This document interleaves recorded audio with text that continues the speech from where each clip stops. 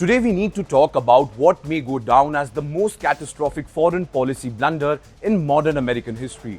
Well, what we are witnessing in President Trump's Middle Eastern strategy isn't just a miscalculation, it's a wholesome abandonment of strategic reality in favor of dangerous wishful thinking about jihadists and the Muslim Brotherhood. Well, in this edition of From the News Desk, we'll tell you why Trump's Middle East policy is perhaps the biggest blunder made by any US president, from cozying up to Syria's Ahmed al-Sharaa to pressuring Israel to grant safe passage to Hamas Terrorist.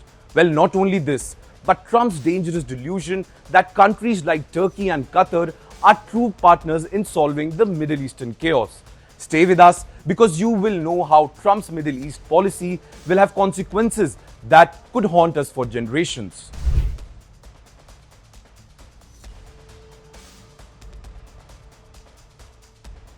Let's start with the image that should alarm every American who cares about national security.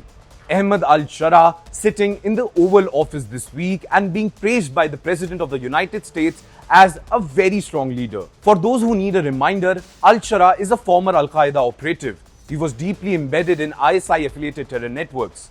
This is the same man whose entire adult life has been spent in organizations dedicated to violent jihad against the West. And what did Trump's administration do? They removed him from terrorism watch list, they lifted sanctions, they rolled out the red carpet and welcomed him as Syria's legitimate leader. The administration's logic appears to be simple. Ideology doesn't matter. Give these men economic incentives, offer them legitimacy, and somehow they will transform into moderate partners. This is not pragmatism. This is fantasy dressed up as diplomacy. The assumption that prosperity can moderate extremism has been tested repeatedly across decades of Middle Eastern engagement. But it has failed every single time. But wait, Trump's wishful thinking doesn't stop here. Even as Trump welcomes former jihadists to Washington, his administration is simultaneously pressuring an ally, which is Israel, to grant safe passage to Hamas terrorists trapped in Rafah. Think carefully about what this means. These aren't fighters seeking to surrender. These are men who violated the ceasefire agreement. These are the gunmen who murdered Israeli soldiers after the ceasefire was supposed to be in effect. And America's position? Let them go. Give them safe passage. Negotiate their escape from the battlefield. The message this sends is absolutely devastating. Violate agreements, kill soldiers, and the United States will help broker your exit. This isn't strength. This isn't even realism. This is capitulation that will embody terrorism across the region for years to come.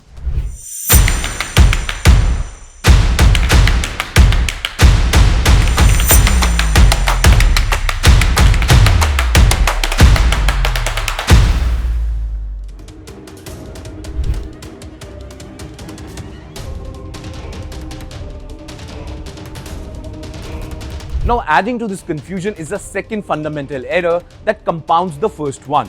The Trump administration's treatment of Turkey and Qatar as if they belong in the same category as Saudi Arabia, the UAE, and other genuine moderate nations. This is not just wrong, it represents a dangerous misreading of the entire regional landscape. Turkey under Erdogan and Qatar are not moderate nations seeking stability and Western cooperation. In fact, they're the twin capitals of the Muslim Brotherhood world. They are the ideological and financial engines driving Islamic extremism throughout this very region. These are the nations that Egypt, Saudi Arabia, and the UAE have correctly identified as sponsors of destabilization and terrorism. Yet, the Trump administration lumps them all together. They treat Erdogan's Turkey and Qatar's regime as legitimate partners in the same breath as the Abraham Accord signatories. This isn't some new age diplomacy, it's a confusion that will have devastating strategic consequences.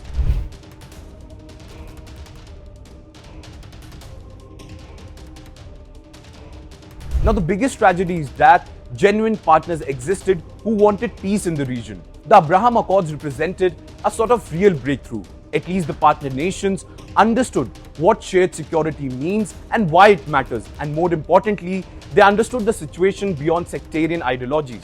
Saudi Arabia, the Emirates, Bahrain demonstrated they could move beyond old paradigms. They were building something genuinely new. Instead of strengthening that coalition, Trump is undermining it. He's causing up with jihadists, pressuring an ally to let go terrorists and treating the actual sponsor of regional instability as legitimate stakeholders in peace. This is American foreign policy at its most dangerous naive. Well, when historians will assess this moment, they won't see any strategic brilliance. They will see the moment a president chose wishful thinking over reality and made one of the biggest mistakes any American leader has ever made in the Middle East.